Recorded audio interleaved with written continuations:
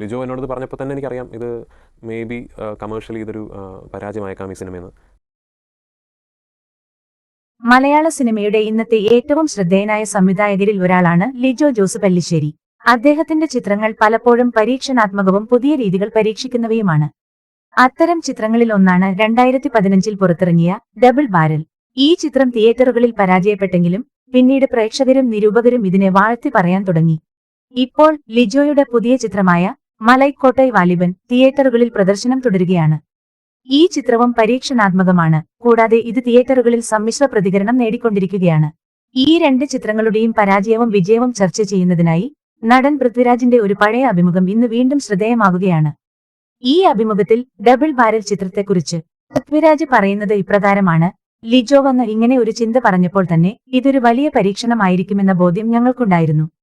ഇത്തരം പരീക്ഷണങ്ങളോട് ചെറിയ വീക്ക്നെസ് ഉള്ള ഒരു നടനാണ് ഞാൻ.